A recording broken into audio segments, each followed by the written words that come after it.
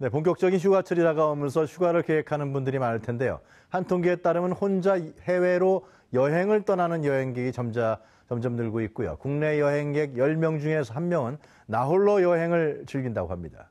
자세한 내용 이슈 10분 체크해서 알아보겠습니다. 김성수 문화평론가 모셨습니다. 안녕하십니까? 안녕하세요. 김성수입니다. 이제 많은 그 문화 양상들이 달라지는 것 같아요. 예, 이제는 그렇습니다. 그냥 혼자 여행을 떠나요, 그죠? 예. 혼술, 혼밥족. 이 사람들은 뭐 혼여행족이라 그럽니까? 뭐라 그럽니까? 예, 사실은 혼여행을 하려면 혼술과 혼밥은 기본으로 해야 됩니다. 그러네요. 그러니까 어떻게 보면은 가장 혼자서 하는 그런 어떤 체험 중에서 고도의 내공이 필요한 체험이 혼자 여행을 하는 거라고 볼 수가 있는데요. 실제로 한국관광공사가 6월 30일자로 내놓은 2016년에 아웃바운드 현황, 그러니까 2016년까지 여행을 그 외국으로 나가서 이제 한 그 실태를 갖다 조사를 해봤더니 혼자서 해외여행을 한 비율이 14.4%를 차지했대요. 네. 엄청나게 늘어난 겁니다. 그러네요. 실제로 저희가 뭐 20대 때에는 혼자서 여행하는 사람은 어느 정도였냐면 정말 괴짜. 제가 철학과거든요. 네. 그 철학과가 정말 세상에 괴짜란 괴짜들은 다 모아놓은 그런 과인데 그 중에서도 혼자 여행한 친구는 한 명 딱 봤어요. 그래요? 그것도 이 여름 방학 시즌에 자기가 이제 지인들의 집들을 갖다 이렇게 순회하는 형태로. 그러니까 그게 여행이라고 하지만 혼자 여행이 아니죠. 그러네요. 가면은 거기 지인들이 있으니까 거기서 지인들과 놀고 하면서 이렇게 버스만 혼자 타고 다니는 거네요. 그렇죠. 네. 그런 형태의 여행을 하는 건 있었지만 지금 하는 얘기들은 완벽하게 혼자서 해외로 가서 혼자서 다 모든 여행들을 갖다 진행한다는 건데요. 네. 그 국내 여행객 중에서도 10명 중에 1명은 나홀로족이라는 통계까지 지금 나왔는데 이건 산업연구원에서 내놓은 자료입니다. 네. 그래서 지금 보니까 기본적으로 연평균 나홀로 여행객들의 증가율이 국내에서는 무려 54%를 차지한다고 하고, 그러니까 늘어나는 폭만 따지면요. 그리고 해외 쪽으로 봐도 2013년보다 9.9% 증가했다고 합니다. 그런데 말이죠. 더 새로운 사실은 이 나홀로 여행하는 사람들이 지금 말씀하신 대로 뭐 처녀 총각들이 아니라 솔로들이 아니라 기혼자들도 나홀로 여행을 다닌다 그래요. 이건 좀 저도 최근에 결혼하셨을 거 아니에요? 예, 저도 최근에 이제 안 사람이 혼자서 여행을 가겠다고 자꾸 정말요? 주장을 하는 바람에 진땀을 흘리고 있는데 왜 그러냐면 이제 일단은 스케줄을 맞추기가 너무 힘든 거죠. 이제 그 기혼자라고 해도 아이는 아이대로 스케줄이 따로 있잖아요. 네. 그리고 남편은 남편대로, 아내는 아내대로 다 스케줄이 다릅니다. 이걸 다 맞춘다라고 하는 게 굉장히 어려워지는 것이고요. 실제로 이제 비율을 따져봤더니 배우자와 함께 해외여행을 한 비율이 이제 42.6% 정도. 근데 기본적으로 2014년에는 48.4%였으니까 줄어드는 거죠. 그리고 자녀와 함께 해외여행을 떠난 비율도 지난해 24.7%인데 2014년에 보니까 27.1%. 그러니까 자녀와 함께 다니는 비율도 줄어들고 있는 겁니다. 네. 일단 1인 가구가 늘어났다고 해서 뭐 이해될 만한 그런 상황은 아닌 것 같고요. 실제로 여행이라고 하는 것이 온 가족 단위로 특별한 어떤 체험을 하기 위해서 가는 것이다라는 기본 공식이 깨지고 있다. 문화적으로 여행에 대한 의미가 달라지고 있다. 이렇게 보셔야 될 것 같습니다. 네. 왜 이렇게 늘어나는 이유는 어떻게 해요, 우리가? 기본적으로 이제 세상을 살면서 나한테 있어서 의미 있는 게 무엇인가를 자꾸 생각하게 된다는 거죠. 이제 뭐 여행이라고 하는 것은 일상에서부터 완벽하게 벗어난 어떤 특별한 경험들을 선물해 주는 건데 이 경험들을 예전에는 그 가족들과 함께 함으로써 가족 공동체의 결속력을 높이는 형태로 많이들 다녀왔어요. 근데 그러다 보니까 사실은 여행을 갈 때 더 많이 피곤해지지 않습니까? 사실 저도 어렸을 때 온 가족이 떠난 여행 별로 좋았던 기억이 없어요. 가면 이제 동생들과 싸운다거나 뭐 부모님의 어떤 뭐 눈치를 봐야 된다거나 이런 것들이 너무 많아서 머리가 굵고 난 다음에는 가족끼리 가는 여행을 뭐 싫어하게 되지 않습니까? 그래서 마음에 맞는 친구들과 여행을 가고 이랬는데 친구들과 여행을 갈 때도 보면은 친구들과 계속 그 커뮤니케이션 하면서 맞춰야 되잖아요. 이런 것들이 과연 나한테 온전한 체험을 갖다 줄 수 있는가? 서로 정말 단짝이고 정말 코드가 맞고 해가지고 같이 여행을 떠나는 사람이 있다면 좋을 테지만 그런 게 아니라면 혼자 가는 것이 요즘에 욜로라고 하는 그 트렌드에 맞다는 거죠.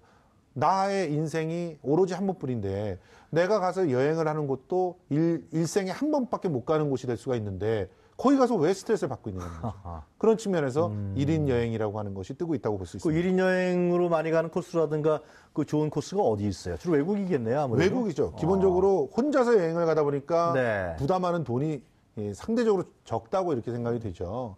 그러니까 조금 더 과감하게 자기가 가고 싶은 곳을 갈 수가 있는데 네. 참 재미난 게 있습니다. 트렌드가 기본적으로 가족이나 이런 공동체의 형태로 많이 가는 곳은 단체로 놀 수 있는 것들이 많은 휴양지가 대부분입니다.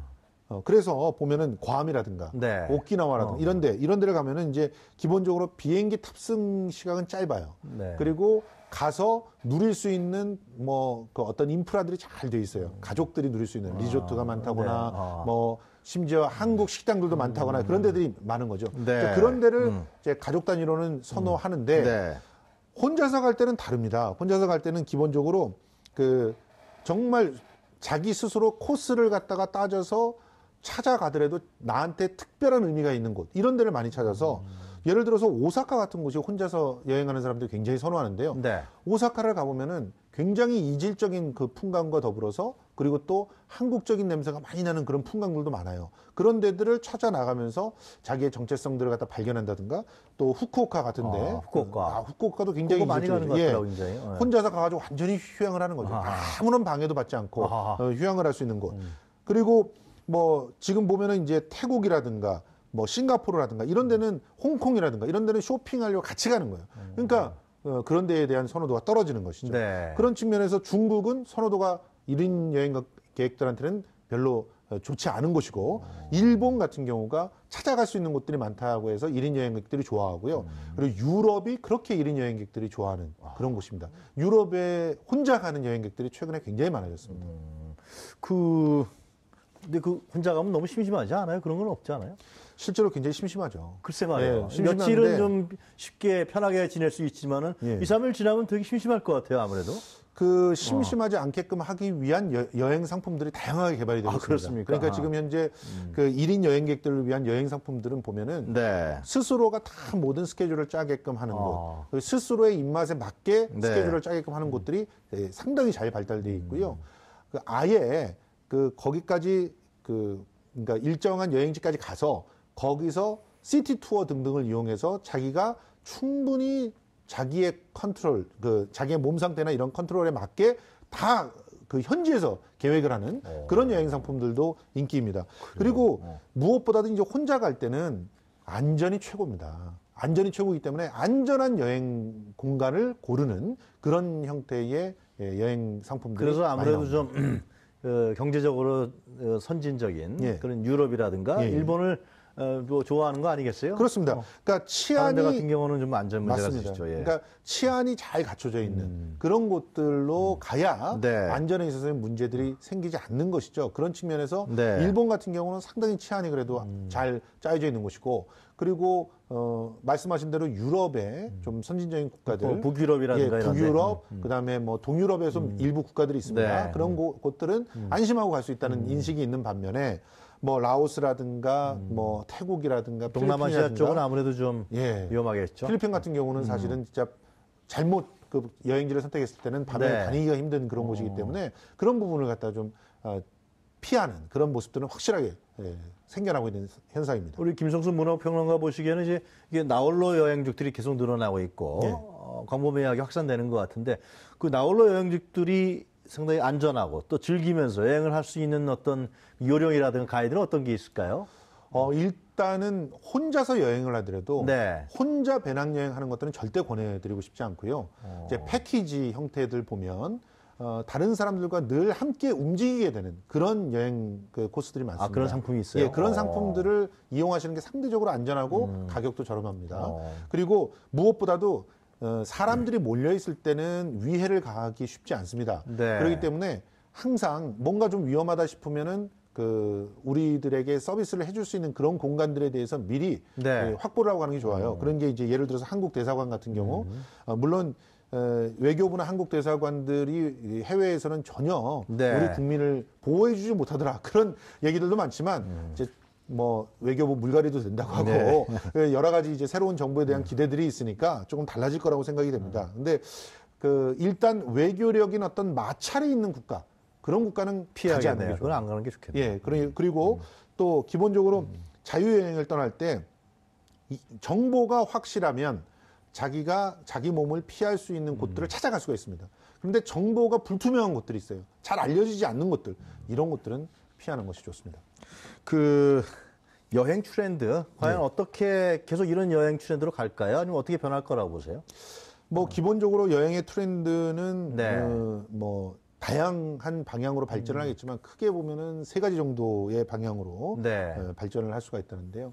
일단 볼거리가 많은 곳들은 여전히 인기가 있습니다. 그러니까 많은 볼거리를 통해 가지고 일상을 완벽하게 벗어난 곳들 그런 것들을 찾는 여행은 계속적으로 있어 나갈 것 같고요. 그리고 또 그 아주 뭐랄까 나 혼자만 완벽하게 숨어서 쉴 수 있는 그런 휴양지 중심의 트렌드 이런 것들도 늘어날 겁니다. 특히나 신혼부부들의 여행 트렌드가 최근은 정말 더 휴양 중심으로 바뀌고 있어요. 그래요? 아무런 간섭을 받지 않는 곳에서 쉬는 거예요. 무인도들이 그렇게 인기입니다.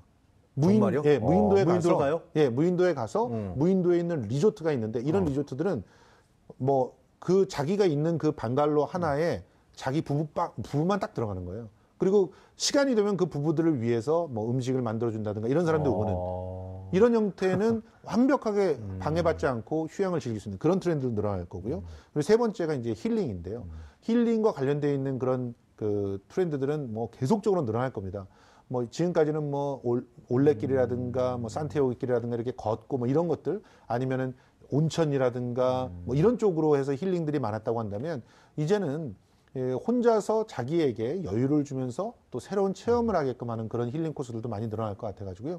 그런 트렌드로 발전해 나갈 것 같고 그런 상황 속에서는 특별히 혼자서 쉬거나 힐링을 받을 수 있는 그런 트렌드들은 계속적으로 강화될 거라고 보고 있습니다. 잘 알겠습니다. 오늘 말씀 잘 들었습니다. 감사합니다. 고맙습니다. 네, 지금까지 김성수 문화평론가였습니다.